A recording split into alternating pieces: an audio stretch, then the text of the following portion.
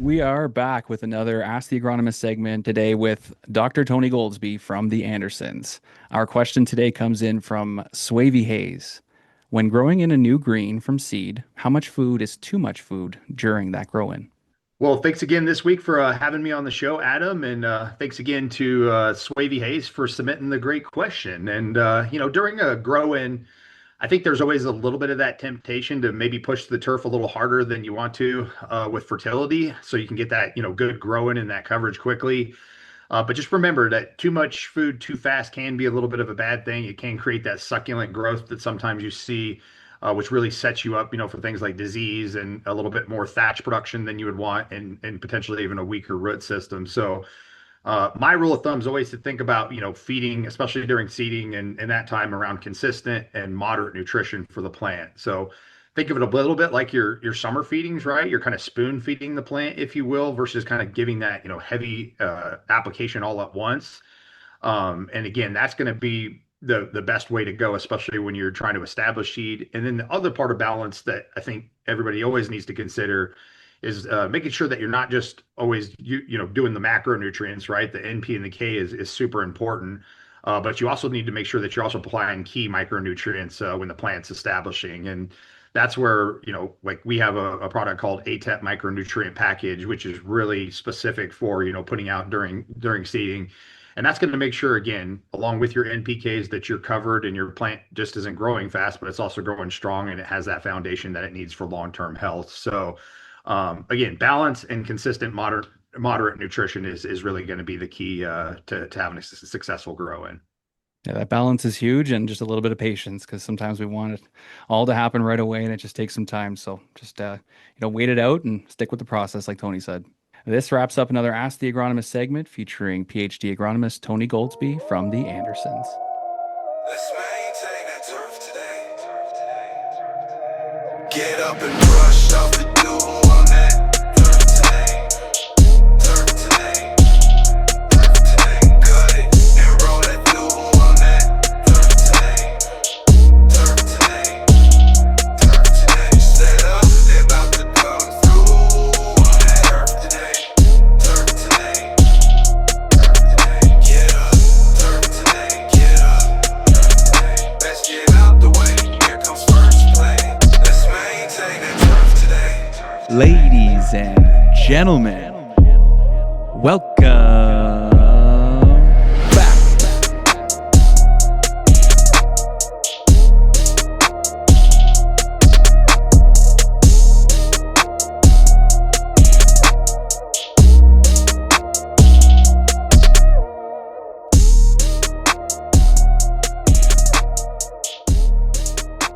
What is going on, everybody? Welcome back to the show. This week on Turf Today, we are joined by Alex Tolbert, who is the superintendent at the Orangeburg Country Club in South Carolina and the president of the Carolinas Golf Course Superintendents Association. So pretty cool getting to talk to him. Alex has definitely built his reputation on leadership, his innovative agronomy, and commitment to the game. We'll dive into his path in the turf industry, his unique challenges of managing a course in South Carolina, and what it takes to keep Orangeburg in top condition year-round. This is a fun episode, everybody, and we get a little preview of the Carolina show in November. My name is Adam Kershane, joined by my co-host Brian Laurent. Let's get into this thing. As you guys know, Turf Today is recorded on the Superintendent Network and is brought to you by Toro. Water. It's the lifeblood of the game, the unseen force that transforms fairways into carpets, greens into glass, and roughs into playable ground. But water alone isn't enough. It takes precision, control, and innovation to deliver it exactly where it belongs. That's where Toro Irrigation stands apart. From cutting-edge sprinklers to intelligent control systems, Toro brings superintendents the power to master water like never before. Reliable, efficient, unmatched. Because every drop matters, every swing deserves perfection, and every course deserves the best.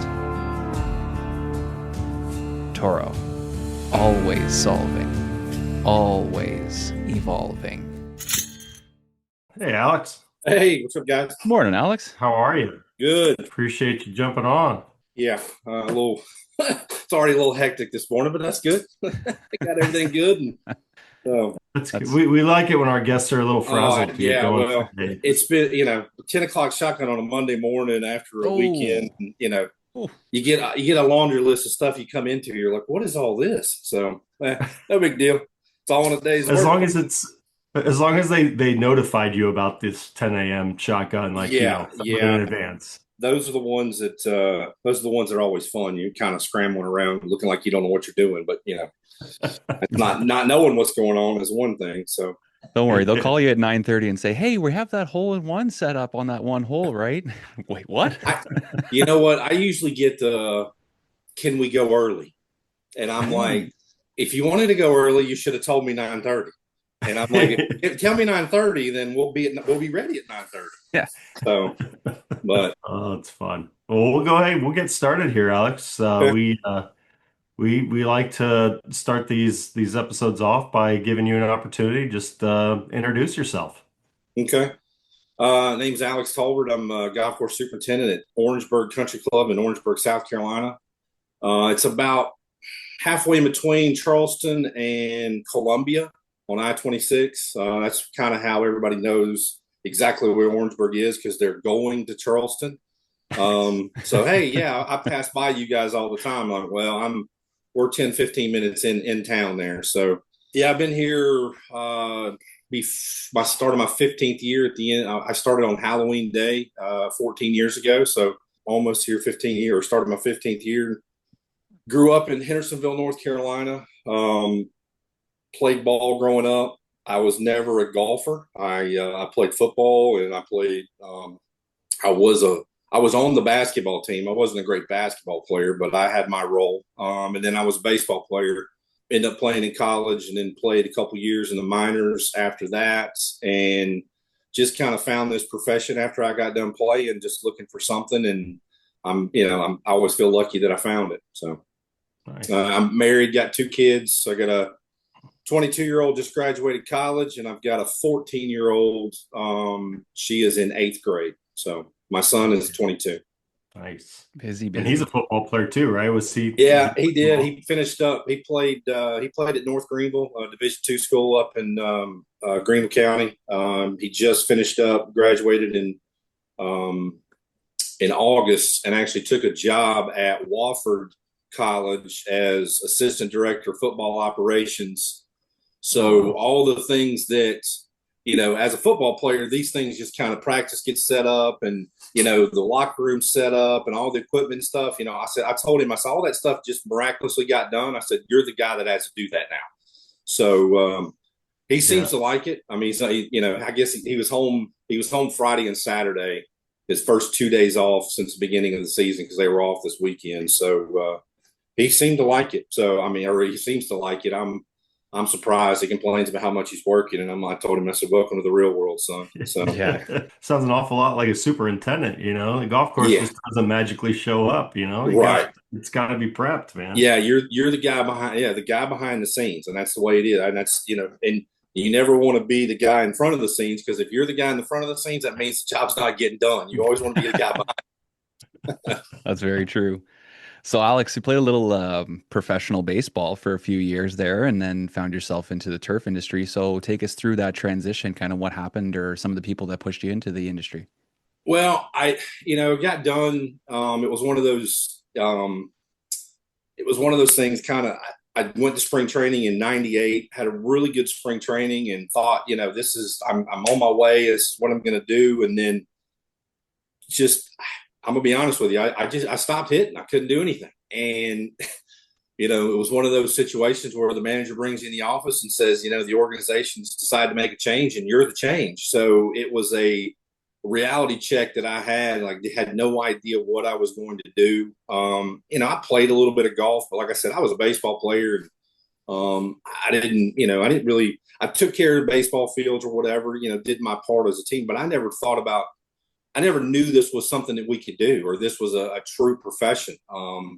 had a buddy call. He was at the time, he was the assistant superintendent at the Cliffs Valley, which is the Cliffs second course. And he said, "Hey man, come down and work for me." And I said, "I don't know anything about that." And he said, "Don't worry about it. He said, I'll teach you all you need to know and then all the free golf you want."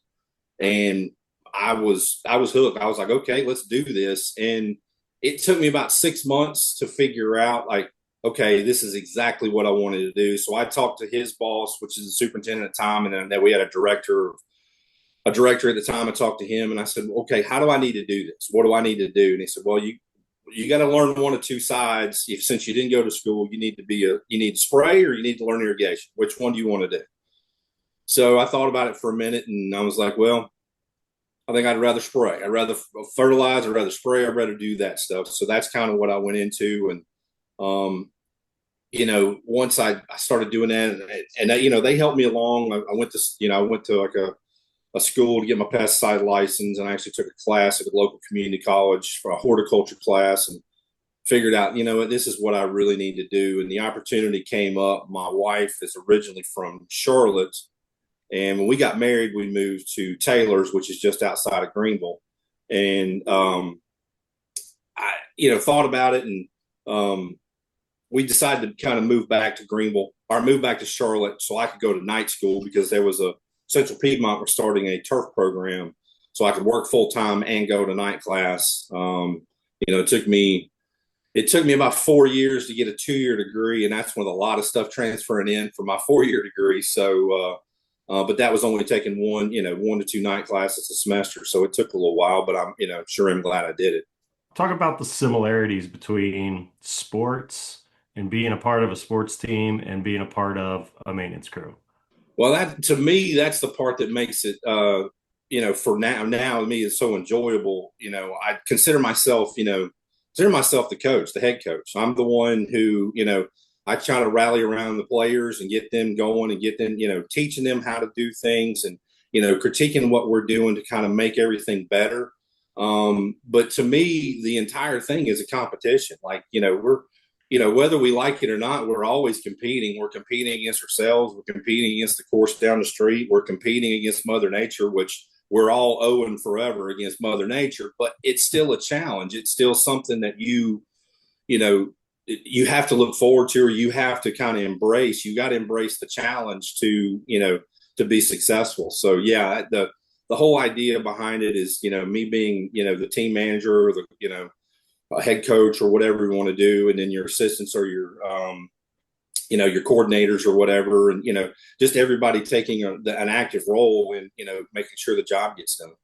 Beautiful. So talk to us a little bit about your course. Anything that's unique there, anything you guys do as a team on the course that's a little bit different, and just talk about your crew and your course.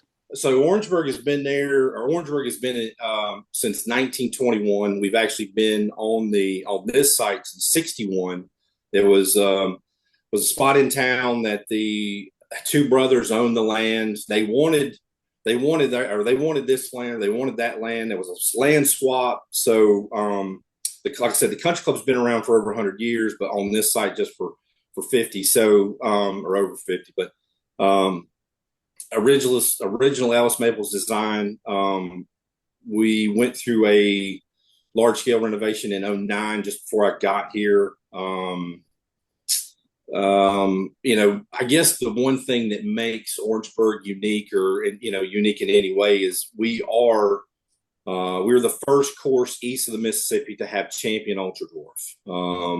That was something that my predecessor had seen and believed in and wanted to have. So they went from, the old 328 back in 97, and they converted them to champion. And then when we redid them in 2009, or when they redid them in 2009, they went back with champion again. So that's kind of the most unique thing of the golf course, is the fact that we've had champion for so long.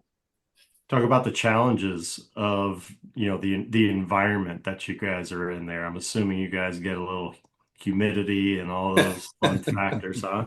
Yeah, well, people always ask me about, living and working in Orangeburg, South Carolina. And I tell them, I said, well, there's a reason why they grow, thousands of acres of Bermuda grass sod in Orangeburg County, is because it is a great environment to grow Bermuda. we definitely go through our stretches. This year was, it's a challenging one. It kind of started off kind of a little bit, I wouldn't say slow, but just, mild. And then all of a sudden the heat hit and it was dry. And then the next thing, you turn around and then it's, and then it doesn't rain. Then all of a sudden it starts raining and it doesn't stop raining. That was the month of August. And then now we're going through a stretch where we're in our normal fall pattern, which normal fall pattern around here is we don't get rain unless there's a hurricane involved. And that used to be the old thing is as soon as I drop seed, because we used to overseed, as soon as I put seed on the ground, it wouldn't rain unless a hurricane was here. So, but yeah, that's kind of what we're looking to see if there's anything coming today because of the hurricane that's on the coast or the tropical storm that's on the coast. We should get some rain from it, but it's kind of, normal for us now. So bad to say. Talk about some of those mental struggles of that constant battle with Mother Nature and the ups and downs and just how you kind of handle all of the unknown of this job. Well, like I said earlier, and I think that's, part of it, what makes it, for me, that's what makes it, and how much I enjoy it is the constant challenge. I mean, it is whether it's, weather challenge or whether it's golfer challenge, member challenge, owner challenge, crew challenge, whatever it is, the challenge of actually doing the job is what makes the job exciting, interesting, keeps me on my toes. One time in my former life when I was playing a little bit of ball during, college or whatever, I did have a summer job actually while I was playing, and that was in a factory, and I had to do the same job repetitive every single, for 8 hours a day. I figured out after a day that was not in my, not in my DNA. Couldn't do it. If I start doing the same thing over and over again, pretty repetitive, I get very bored. So there is nothing about this job that's repetitive.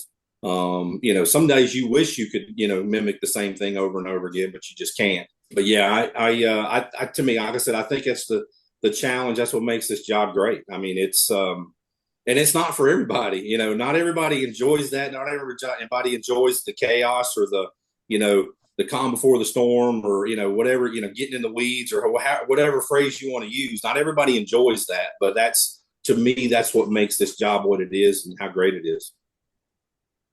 So Alex, just wondering what sustainability looks like at your golf course. Well, for us, it's just doing, everything that we can do as far as, whether it's, water or chemical use or, whatever it is, it's just whatever that we can do to kind of make our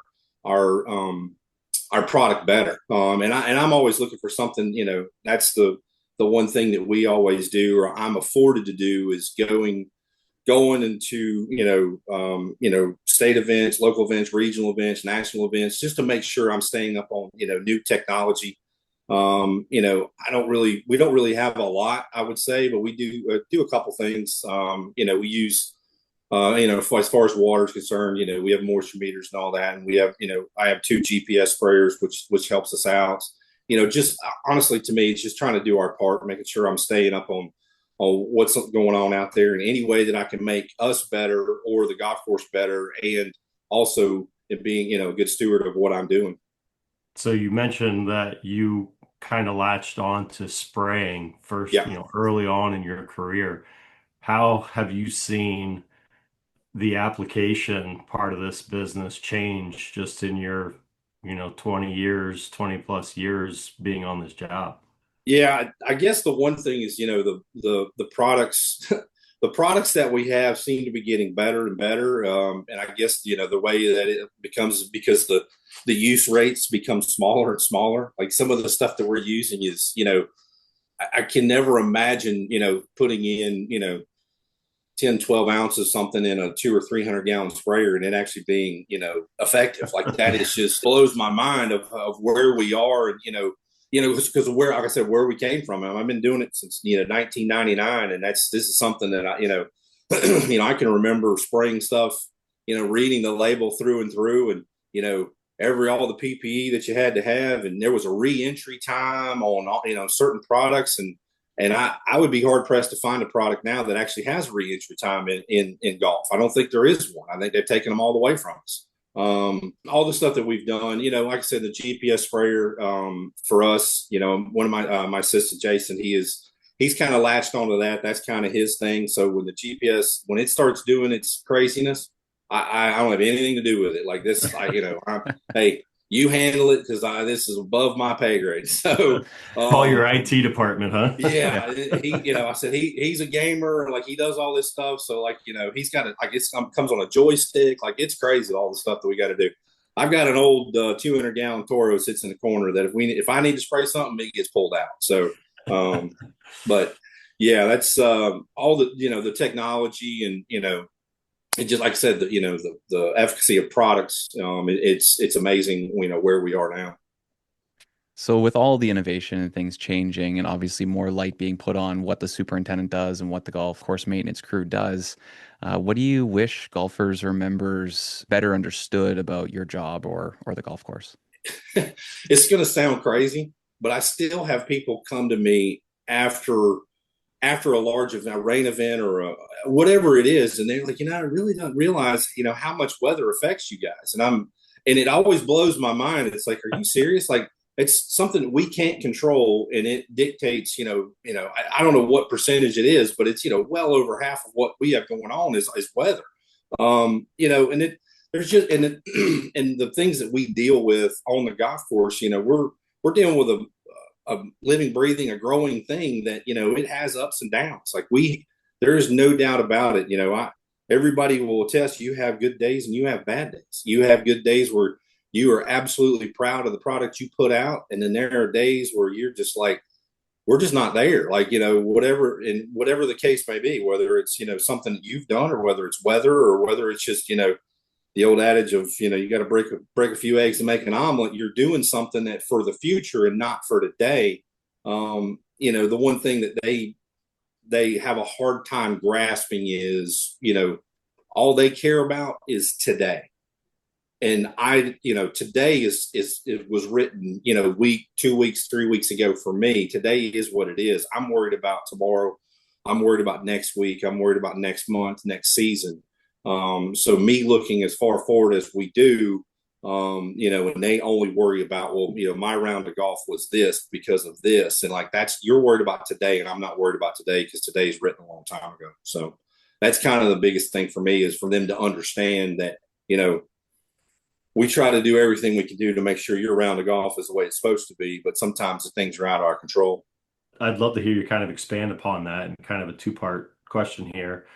Number one, how do you plan for your year? Do you look at like one of your biggest events and then plan out from that? And then also you talked about, well, I guess you didn't really talk about, but do you do any kind of member education to help give them some information, some knowledge on some of the things that you're dealing with?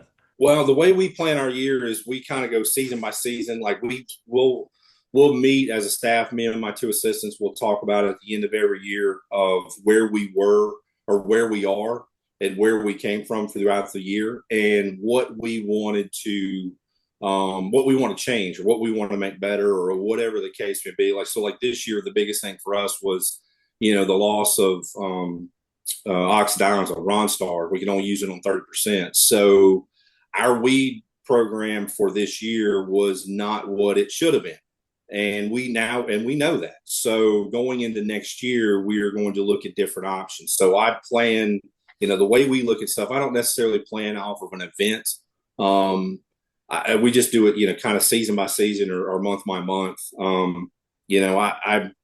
I've worked for guys in the past, and the one thing that I remember hearing this a long time ago. That, the greatest compliment that you can give a superintendent is you show up to his golf course and somebody says, "Well, man, you could throw the ropes up tomorrow and have an event." So I've always taken that as, hey, we don't ramp up and we don't ramp down for anything. We just have a standard, and that's the standard is the standard. As far as educating the members, I write a small newsletter. Article every month, and it kind of tells during the season or during the growing season or beginning of the season, it reminds them, say, hey, this is the time of year to put out your pre-emergent because that's what we're doing, or whatever the case may be. But and just being honestly just being out there, being able to talk to them, anytime we do have an event, I feel like I'm wasting time, but it's where I need to be. I'm standing on the driving range. I'm at the putting green for the last hour before the event goes off, just to make sure. And whether it's Saturday, Sunday, it doesn't matter. I'm here, just talking to people. So if there's any questions, and the hardest part to be up there and being around, I make sure I walk through the clubhouse during busy times and go through the bar when lunchtime to talk to people and stuff. The hardest time to go through there is when the golf course is not up to standard or not what you think it should be, but that's the time you should be most visible. When it's perfect, that's the one you should kind of stand back and not do anything. But how often is that? Not very often. But when it's not where it needs to be, that's when you need to be the most visible, because they need to understand that you're willing to talk about your challenges and what's going on. Yeah, I love that. And if you could just kind of go deeper, how beneficial is it to have that FaceTime with the members when things are bad, to essentially extinguish the rumor mill? Yeah, and that's the thing about it. It's like I told them, you guys, and we are a country club, but I do have a single owner, and that's the way it's always been here. But I've told them, I said, you guys will never be harder on me than I am myself. If you think it's wrong or you think it's bad or whatever the case may be, if there's a disagreement of what's going on, yeah, we can talk about it and I can tell you what's up. But, there is a reason, or there is something going on, or we're trying to make something better. Working for the single owner in the past, he always accused me of, well, that just sounds like an excuse to me. And I'm like, well, it's not an excuse. It's just the reason. And let me explain why. So it got to the point where we would talk about it. And luckily for me, over the period of time working for him, it was, I'd start the explanation of what we're doing or what we're seeing or this or that. And I'd probably get 2 or 3 sentences in, and he looked at me and said, I don't care. You take care of it. I know you're going to. And that's, it makes you feel good that somebody believes in you that way, but you still have to have that, it all starts with the communication. And it started with, I have to make sure that I'm communicating everything, whether, and it could be the smallest little thing. Well, we had a hydraulic leak over here, or I've got these weeds over here, or whatever it is, but you have to be able to tell them that, and expand upon it if they ask questions, and the questions here that I get from members, more than, I wouldn't say questions, it's just, they ask. The one thing that we're kind of known for, and that was our owner, he always wanted fast greens. He wanted extremely fast greens. And, that's something that if I go through a period where, it's just, they're not that fast, that's the question. What's going on with the greens? What's going on with the greens?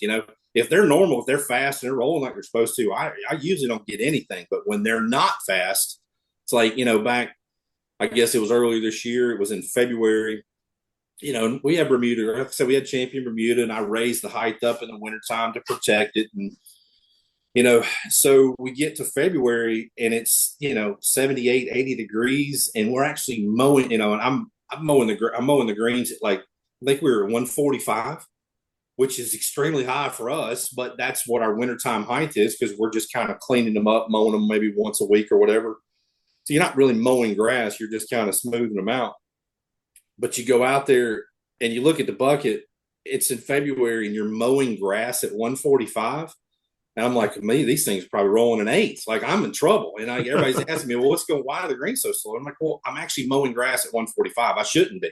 I said, The weather is, it's playing tricks on us. I said, there's more cold weather coming. Don't get fooled. I said, the worst thing I can do is go and mow it down and act like it's summertime. And next thing you know, it's going to get 20 degrees out here and we're going to lose grass. So, you got to have to bear with me of what's going on. I know it's not what we normally have, but what I'm dealing with right now is not normal either. So we're just kind of rolling with the punches.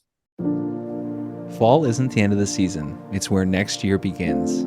As the turf recovers from summer stress, it needs strength, resilience, and foundation to thrive through winter and explode next spring. That's where Apex 10 comes in. With organic carbon, powerful microbial activity, and improved nutrient efficiency, Apex 10 builds deeper roots, stronger soil, and healthier turf right when it matters most. Don't just put your course to bed for the winter, set it up for success. This fall, elevate your turf with Apex 10. How long did it take you to build that trust with your owner to get to the point where he just says, I know you've got it covered. Just take care of it? It was probably 4 years, 4 or 5 years. I went into a meeting. It was him and I think a couple of his sons, and then they owned a large corporation on the side. That's the side that made money for us. So, they they were having a normal meeting or whatever, and we talked about overseed. We kept talking about overseed, and I had asked them. I said, "Look, we've overseeded." And I said, this is long before I got here, but we had overseeded a lot of years in a row. I said, can we take 1 year off?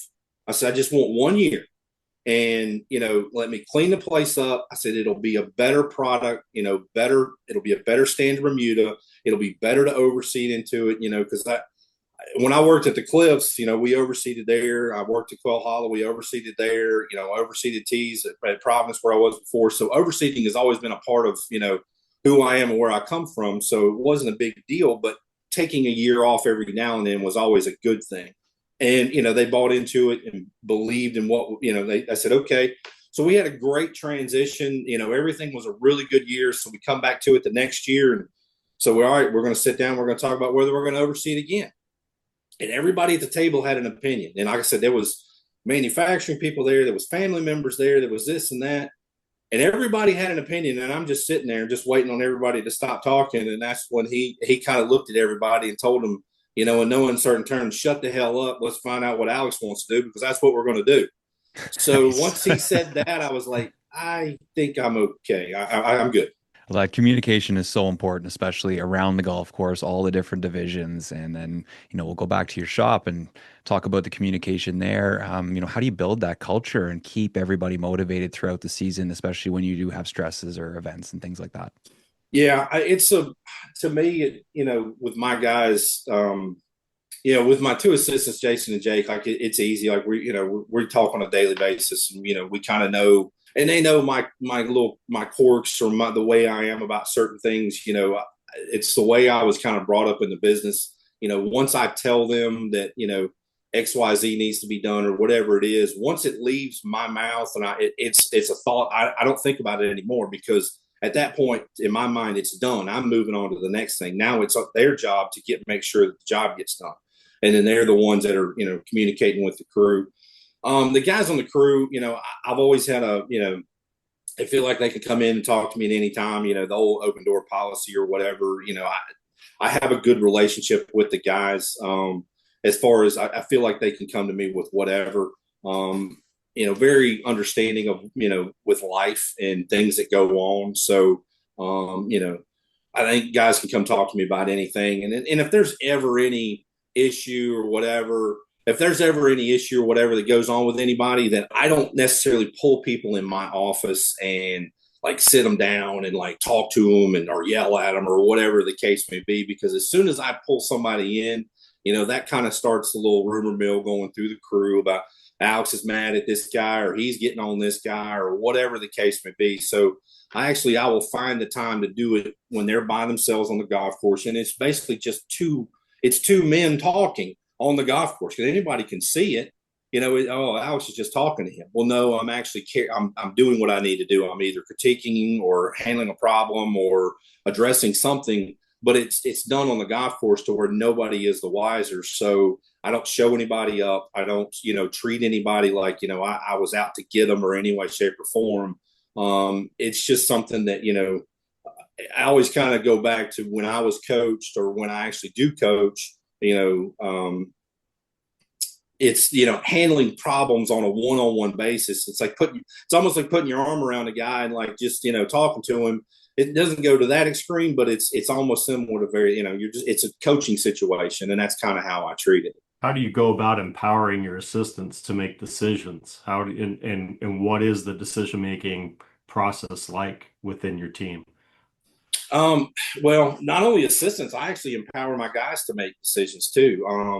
It starts with me, with the guys on the crew, especially when it comes to projects. Now, mowing and, doing daily maintenance stuff, we've all kind of figured out how to do it. But when it comes to projects, if I tell you a specific way I want it done, I really don't care how it's done as long as the job gets done. And I tell them that. So, if you have a better way of doing something, then that's fine with me. Let's figure it out. But if I know a certain job needs to be done a certain way with certain tools, I will tell you that because I've seen it and but by allowing them to make decisions on what they need to do as far as like a project is concerned, it actually, that seems to go a little bit better. I'm always open to it. And, I have in the past of knowing that what they're going to do is not going to work, but I've allowed them to do it knowing it's really not going to mess anything up, but they're going to learn something in the process. So, and in the communication back and forth. And so they'll ask me, so what do you think, or what's the best way of doing it or whatever? And I'll tell them.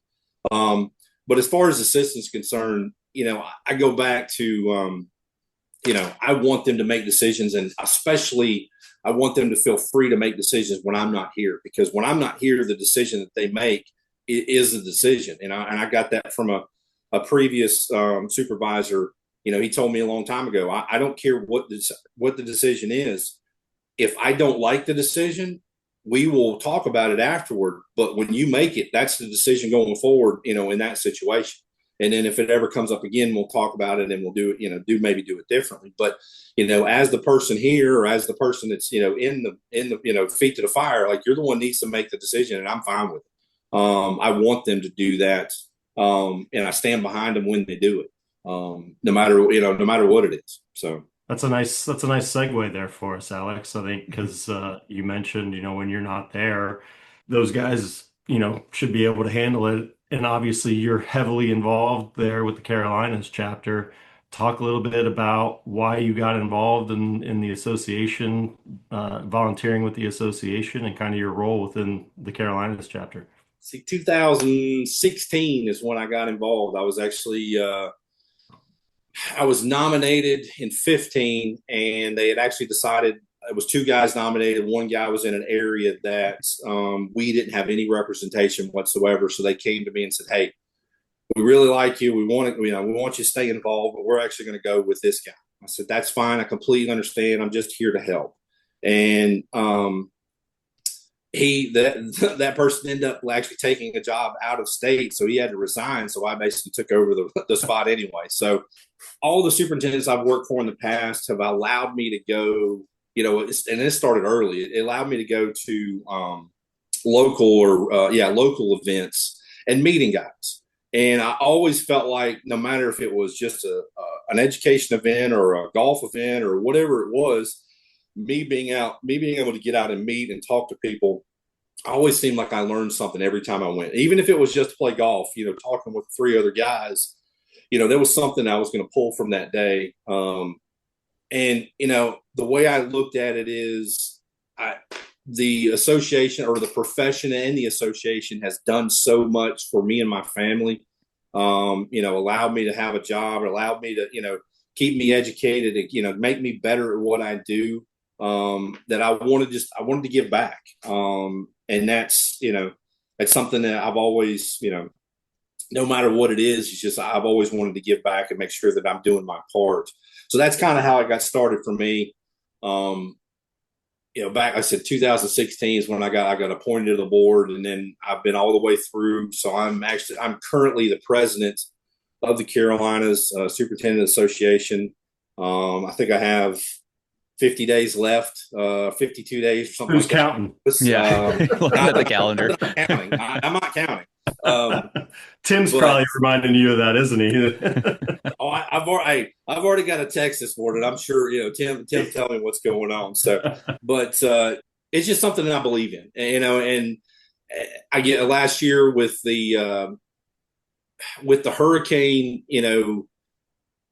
it was truly, truly amazing to see our industry, our profession, our association just come together like it did. And it just proved to me I'm at the right place at the right time, doing what I need to be doing, need to be involved, because, the impact that we had, and, how we were able to help people during a time that, there wasn't a lot of help out there. It's just, rewarding. So. people talk a lot about the GCSAA conference. It's obviously a massive one that people come from all over the world, but the Carolina show is also a very, very big one. And you guys are ramping up. I think it's 6 weeks from now. So talk to us a Yeah. little bit about the show and some of the plans and what people can expect. Yeah. Well, it's, the plans actually start back, obviously it starts back in February or in the February when we have a, conference show meeting. We kind of get all of our education. The association itself is based off of education. It's educating superintendents. So that is the biggest component of what we do for that show. Everything is centered around education. We have 32, pretty sure we have 32 classes this year. And it's everything from assistance classes to, I think there's a couple mechanics classes. There's definitely superintendent's classes, agronomy classes, budget class. It's just all a gamut of all kinds of different things we want to cover, and we want to be there for everybody. The fact that it's in Myrtle Beach, at the time of year that it's at, it's kind of end of everybody's season. We're down there for a couple, 3 days at least. Guys will turn it into a little bit of a golf trip or whatever. So they'll go down early, they'll stay late or whatever. For us, it's just putting on the best event we can possibly put down and just give the opportunity to people to come down. And we've been very, very fortunate to vendors have bought in. Our trade show floor this year is it will be the biggest we've ever had. With over 400 booth space sold. I can't remember exactly how many companies, but it's a lot. And like I said, and it's just, getting together and, camaraderie and meeting the guys, seeing the guys. And, there are guys that I see once a year. I see them in Myrtle Beach. And, when we leave, it's like, hey, see you next year, because we all know we're going to be back there doing the same thing over and over again. But that's, a testament to Tim and Angie and Melissa and Kim in the office, and the amount of work that goes into putting this thing on. I think people will, if you've never been to the show, our show, you will actually walk in, you're going to be shocked at how big it actually is. And just because, it's technically a regional show or whatever you want to call it. But when you put two states together like the Carolinas and how big golf is in both states, it's no wonder that, it is big as what it is. I did a little scouting trip over the weekend, Alex, and I can tell you they still sell cold beer down in Myrtle Beach. So we're Good. safe. We're safe, and we left a little bit there for you guys for November. But that's definitely, hey, we're coming, and we've added good problem to have. But with the last few years, we've had like 370 golfers play in our golf tournament. Well. Wow. We've decided to add a fourth. So we did 370 over 3 golf courses. We've actually added a 4th golf course. So, we've making sure everybody understands, hey, we need to have enough beer for all these guys coming to town. And, hopefully we'll have 80 to 100 players each day. So the pace of play is a little bit better, and, everybody enjoys it a little bit more. But Tim always says it, and, he starts everything out with good problem to have. I mean, because, there are things and challenges that we have or they have that we've got to figure out how to accommodate all these people. Yeah, that was always my first comment whenever I was running events. Like, look, if we run out of beer, that's a surefire way to make sure we never come back. So just make sure you're fully loaded. So within your role, you've gotten to have a peek behind the curtain. Not too many people understand what happens and everything it takes to keep an association like the Carolinas chapter going forward. Talk about, the stuff that Tim and Angie and you guys as a board, talk about some of the things you guys do in order to keep that train moving. I guess the thing for me, or the one thing for me is, I always tell, yes, Tim, Angie, Melissa, Kim, yes, they work for us, but it's theirs. Like, you talk about empowering employees, you empower the people to do their job. That we all have full-time jobs. I've got 14, 15 guys, $1 million, I've got all my stuff I have to worry about. I don't need another job to worry about the Carolinas. So that's where, empowering Tim and in the office to make sure that to do exactly what needs to be done. And sometimes it's like, sit back and let them work and let them do their job. And, just be there for support for them, and whatever the case is. But it's we come to planning the event. We've changed a few things this year, as far as like how the signups are concerned, and the badges. We're not going to mail out badges this year. We're actually going to print them on site, and these are all ideas and things that that Angie and Melissa and Kim they wanted, and they came to us and asked us, and they said, well, and we told them, if it makes it easier on you guys, absolutely, that's what we want. We don't want this to bog you guys down and getting things done. We want to have a great event, and even if there's headaches or some hoops to jump through or whatever, we will figure it out on when it comes to it. But it's like I said, we start planning in March, and everything kind of gets locked up, done by, June, July, and then everything opens up in August, September. Like it's really a full-time year-round thing where we have to do it because we have so many people and so many vendors, and, getting all the, the professors. And I'm actually teaching a class this year. They actually talked me into teaching, boy. which I've never done. I've done it in the past, like as far as like conference comes to you, but we're actually doing it. We're kind of revisiting that topic. An old assistant of mine who is now a superintendent, and then Tim Carpenter at Gaston Country Club and his assistant. And basically, we're just going to talk about superintendents and assistants roles and communications, and how we work together. Like I said, Richard Brown, he's at Florence Country Club. We did this back, conference comes to you, when he was my assistant. Well, now he's a superintendent on his own. So it's going to add a whole nother level to the class. But looking forward to it. I don't know about you, Brian, but I'm getting goosebumps just hearing about this. No, dude, I can't wait. I've been down there 2 or 3 times over the last couple of years, Alex, and you guys put on one heck of a show. And I think the camaraderie down there is very unique, especially for a regional event. You get so much support. Like you said, your vendor support is amazing, but then also your superintendent support. And that, you mentioned just the size of this thing with just the 2 states, the Carolinas, but you guys had attendees from, I think, over or nearly 30 states last year. And I can tell you, being here in Ohio, I know plenty of guys that just make their way down there for that show. So what do you think it is that makes that show so well supported by the community?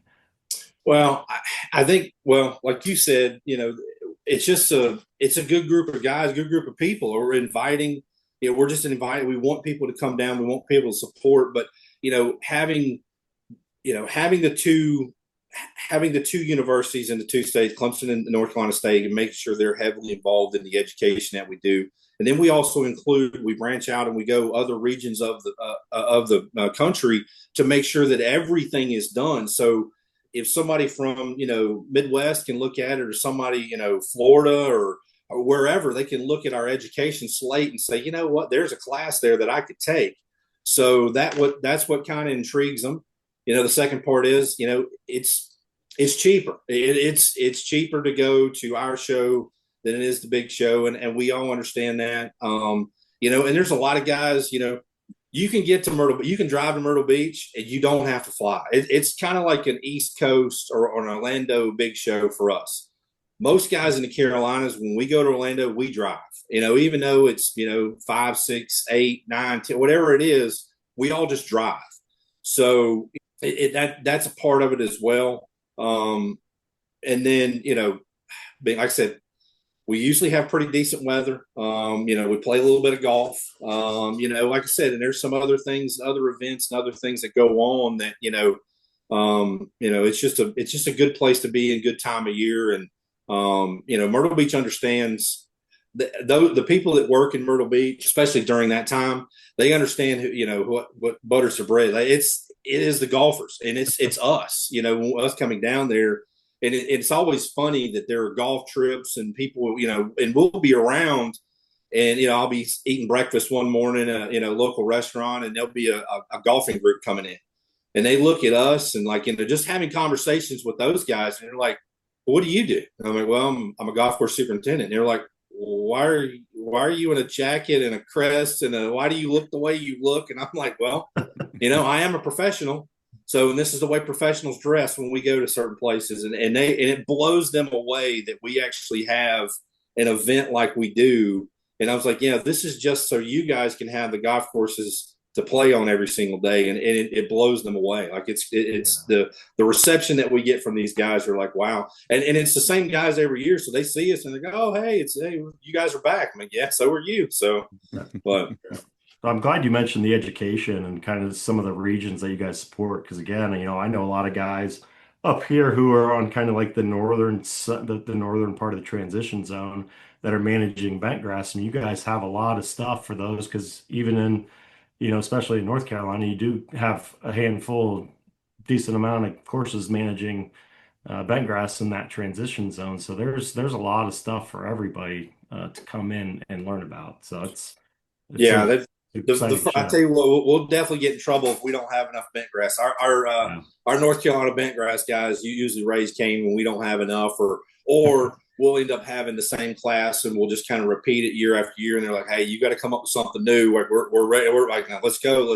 So, it's just kind of a thing that we try to make sure that we're staying on top of. And we always take, we ask questions. We ask our members, what do you want to see, or what problems are you having? And that's why, and honestly, that's how us using all the professors and researchers from North Carolina State and Clemson, asking them, what are you guys seeing in your research, or at the guys sending samples in, what's the problem, what's the issues, what do you guys need to be talking about?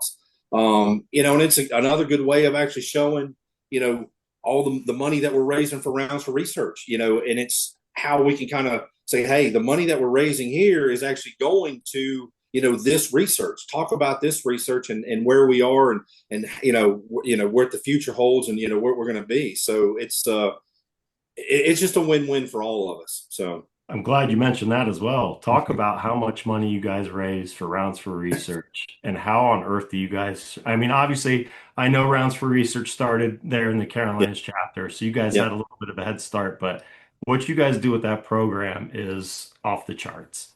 Yeah, it's one of those things. Like, yeah, you said it. You're right. It was ours. It was something that we came up with. It was an idea a long time ago. How do we raise money, or how do we continue to do this? And so I guess for us going forward, it's just buy-in. It's just buy-in from all the guys on the board, and I will tell you, it is. We break it down. Everybody on the board gets a list of all the calls that we need to make, and like it is. I am not a cold call salesman. Like, I have figured that out, and I appreciate the Carolinas for making me aware of that. I mean, even calling somebody, like it's kind of awkward. Like, it's still, hey, you kind of, backdoor the whole conversation. I don't want to, but it's just one of those things. Like, we all have, like I said, we all have a list to call, and we all make sure that we call, whether it's a phone call, it's a text, it's an email, it's whatever. We just try to communicate as much as we can with our members and understand. And then two, I think, when we were at Pinehurst this past spring, and we could show how much money we actually donated. It's an eye-opening thing. It's like, wow, we just funded how much money? Like, and this comes from us. Like, this is all things that we've done over the past 3 years to raise this money, so we're able to fund these research projects. And these research projects would not be done. I would say some of them would get done, but not all of them. So we're out there, we're helping ourselves, solve a problem. Worked for a guy in the past that don't give me a problem without a solution. Well, this was a problem, and we came up with a solution. So, if every other chapter or every other thing, if they had the buy-in that the 13 guys that I serve with, if they had that same amount of buy-in, that'd be the exact same thing. It is a conscious effort by every single one of us to make sure we make our phone calls and make our connections. And this year, we're actually kind of trying to move the timetable up. So we're going to be talking to guys, here in a couple of weeks. We'll be at the end of October. We'll be at Grandfather Mountain for our fall mountain meeting. So if there's somebody on our list, we see them personally, we can make that personal connection. And the same thing at the show, we're actually talking to them face to face. Because like you said, it's always hard to say no to somebody face to face, but I can dodge a phone call, or I can dodge an email, or I can dodge a text message, because they all know the time of year. Oh, it's rounds for research time. Alex is calling me again, because I looked at my couple text messages from the year before. The last time I talked to the guy was rounds of research the year before. So that kind of made me feel bad. I was like, oh, okay, I got to do a better job than that. But yeah, it's just like I said, it's just buy-in from all parties involved. Yeah. Well, I was just that grandfather last week too. Brinkley's got that place ready to go for you too. You guys are going to have a blast up there, man. Well, like we were supposed to be there last year for Pete's last year, and that's the reason why we had it.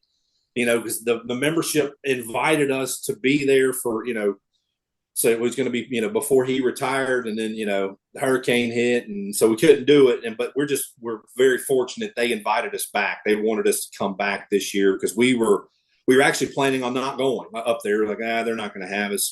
Pete's retired. But they were like, no, you guys are coming back. So it was like, it's very nice of the membership to be able to do that for us. That's huge. Well, Alex, this has been really good, man. Like a lot of good stuff here packed into the hour. We certainly want to be sensitive of your time. You got to get back to work. We're going to skip the lightning round today, unless you're dying to get involved in that. But the last one from my side, I'll let Brian ask one more, and then we'll turn the floor over to you. But for me, I've just been dying to hear this story about the PJs on the tee.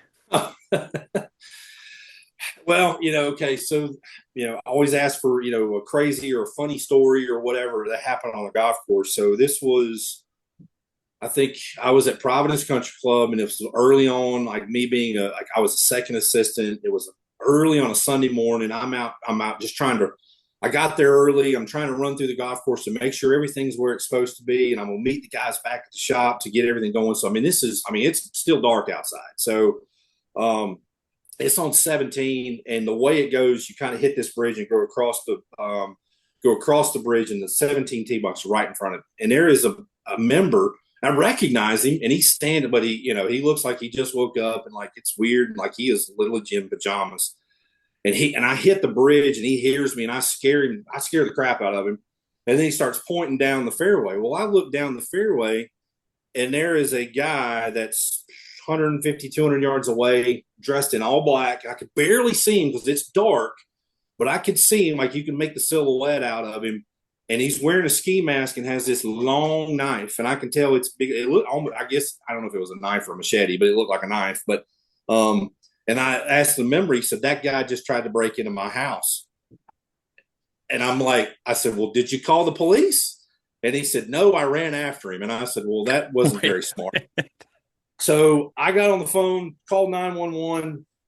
So the guy he made his way down the hole, through the neighborhood, and he was actually trying to break into another house. Oh my God. Well, come to find out that was like grandma or grandpa's house that he was trying to hide from people once he figured out he knew what was going on. Ooh. So it was a very, very awkward, strange situation. You got, members, and I saw the cops show up, and I went back to work. I got nothing to do with this. I'm out of here. So, yeah, it was one of the strangest things I've ever seen. And I'm like, I don't know if I ever want to have to deal with that again. So. Yikes. That's scary. Well, we know you got to get back out to do your final run before your shotgun. But before we let you get back to work, we'd like to leave the little bit of time just for you to talk about anything you want to talk about, anything you want to bring up and put out there for the audience. Well, if hopefully, I guess this is going to come out before our show. I guess the only thing I would say is, I'm inviting everybody to the show this year. Please come down, check out our education slate, check out, the golf courses. We actually do have a skeet shooting event as well. If that's more along, more along your lines, we do some different things, and we have education on those days as well. So, yeah, just look at what we got going on. Call me, call anybody that's ever been, talk to you guys, find out. I think it's well worth your while to come down and see us. We would love to have you. Yeah. it's a great event. Again, coming from experience, I had an absolute blast down there. Adam and I are going to be there this year, doing some stuff at the main stage. So we're really looking forward to it. It's definitely worth your time. And like you said, much less expensive to get there than, most of the national shows. But really, again, really worth everyone's time to go and be a part of that show. So, Oh, Alex, can't thank you enough for your time and coming on here and sharing your story with us. And we look forward to seeing you here in a couple weeks, man. absolutely. Thank you guys. We really appreciate it. Oh, thank you, Alex. This was awesome. All right. All right, man. Good luck with your day. All right. Thank you. All right, man. take We'll care. see you. Bye-bye. Oh. Out on the course, every decision counts. You can plan, you can prepare, but there's one thing you'll never control: the weather. Until now. Flash Weather AI doesn't just predict storms, it sees them coming. Down to the minute, down to the exact corner of your property. Lightning, rain, heat, frost, you'll know before anyone else. This isn't a forecast, this is a foresight. This is real-time AI-powered protection for your team, your turf, and your tournament. Don't gamble with the sky, take control of it. Flash Weather AI, where precision meets power. We still got you live here, buddy. Oh, sorry. It's all right. Did you hear my knee pop? I That did. was I your heard knee. you go, oh, fuck. Yeah, that was my knee. I was like, sorry. Oh, you're good. You're good. We get all sorts of exits on this thing, man. It's always entertaining. Yeah, don't, you can delete that or do whatever. Yeah. Yeah, Nothing's for live. sure. You're good. You're good. First star goes to him for a great interview. Second star goes to you for asking some awesome questions, leading that in a great place. And then I'll take third star for hitting the record button at the right time today. Yeah, no, that was great. I've met Alex a couple times at the show and at the Carolinas show and all that. Just a great guy, and that what the Carolinas does is really really special, and it all starts, I think with that team there, the executive leadership at that chapter. I mean, the board's phenomenal, but Tim is the ultimate cheerleader for that association. Cheerleader and head coach. I mean, he just keeps everything running. And then the rest of the team that they've got there at the chapter, they're so good at communicating everything that's going on. They've got all the details buttoned up at that show. They put on an incredible event. What they do with rounds for research is unbelievable. I mean, I can't remember how many hundreds of thousands of dollars they raised for that, but I mean, it's incredible the money that they bring in and the support they get from their chapters. Just outstanding organization. I remember my first show hearing about the Carolinas room, and you're like, who are these guys? Why are they so special? Why is it such a big room? Why are all these guys going? And it's just one of the biggest chapters that has so much support, so many golf courses, so many people working there, and they do so Yeah. much to, kind of have that regional bond, and then also bring it to the big show. So it makes a lot of sense now why they're so involved, and I'm so excited to get down there. I've never been to Myrtle. The fact that they're just handing over the mics and letting us run the main stage it's a bit of a gamble on their part, but I think it's going to be a lot of fun. It just adds that new element to the show, and Yeah. be great to meet some people, have some fun. We'll have some interviews. We're planning a few different things. Don't want to give too much away right now, but we haven't done a live show before and haven't done something like that. So it's a great first one for us. And anybody that can make it down, we'd love to meet as many people as we can and get to interact with you. We're going to record some stuff for the show and maybe to even do a live recording of a full episode too. So should be fun. Yeah. Yeah. No, it's going to be a blast, and the community and the people that come to this event, it truly is special. They are, especially, from a regional standpoint, it's by far, I think, the biggest show for our industry that's out there. I mean, sold out booths, or sold out trade show floor. So, 400 some booths, I think you said, with I don't know how many vendors. But then just, the number of people that come in, And obviously, the show itself is fantastic. The education's great. The trade show floor is great. They do some really cool things to encourage flow um, around the entire space. You know, whether it's I think it's the 27 hole challenge, give money away, contests and stuff like that. It's really cool. But then, it's really fun, and it's the same at the national show and other regional events. I mean, the after hours stuff there is fantastic. Hmm. All sorts of evening functions, whether it's public stuff or, companies hosting different events, or heck, even coming in. Like I used to go in on Sunday night, and, you'd walk into a restroom or a restaurant right down there on the Strand, and you'd see 100 superintendents in there hanging out, sitting by the bar, you know, having some beers, trading conversations. And it's just a lot of fun. And like Alex said, you're at Myrtle Beach. The weather's usually pretty good. Their Monday golf outing is phenomenal. The Toro distributor down there supports that big time. So, very similar to what they do at the national event. Hmm.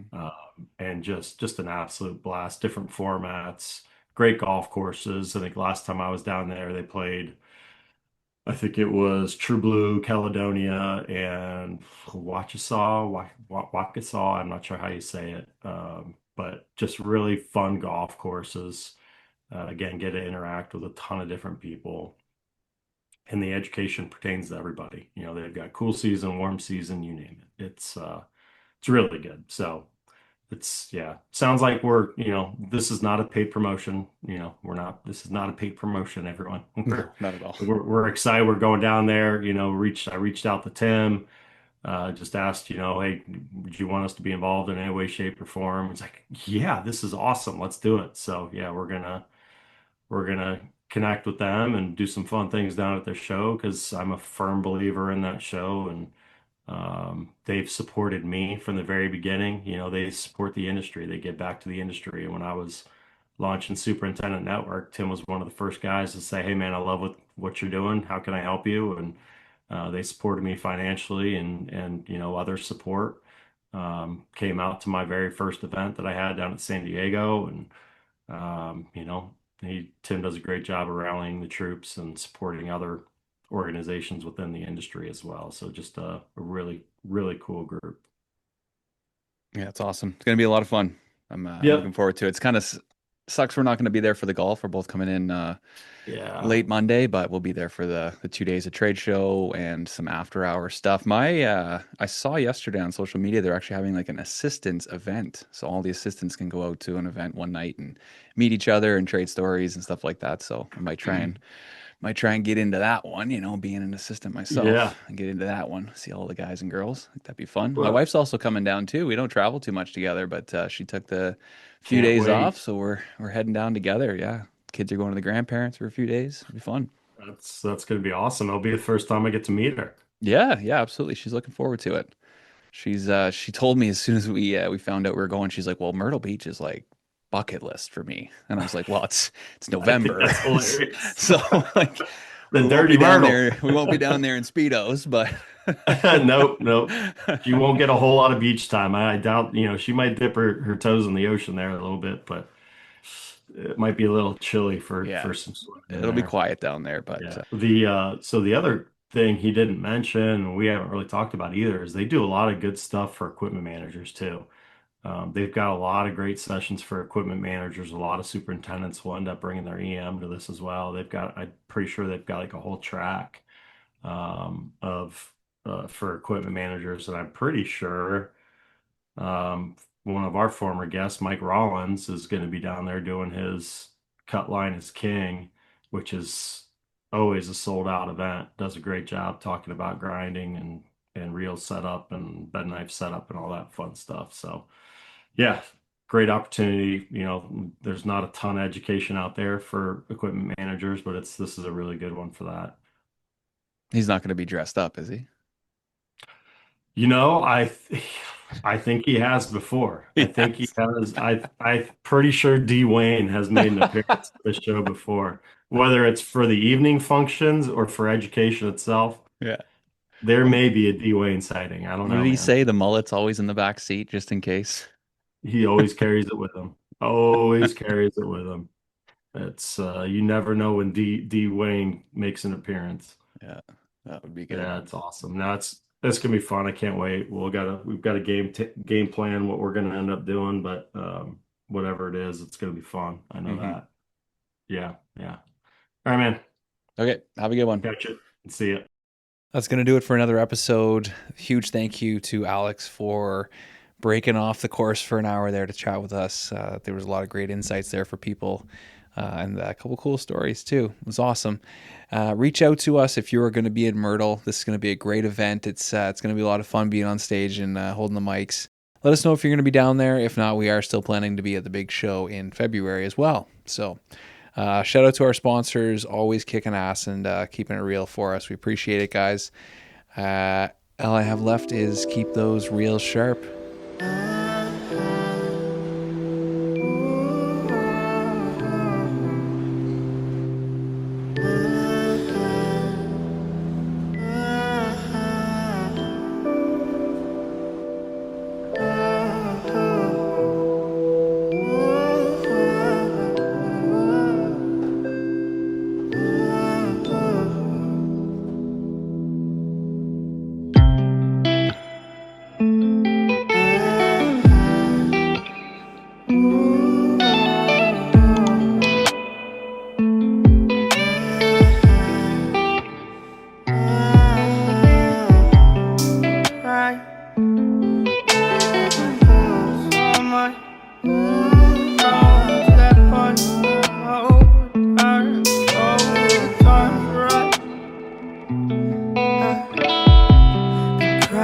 So much to the poltergeist. Trying to hold on to love, but it's frost and nice time. Much but a light from a falling sky. Apply to the forces above us like keep holding on to this present time. Inspired by the ones that were left behind us. We fell for the light of a foreign sky. Applying to the forces above this life.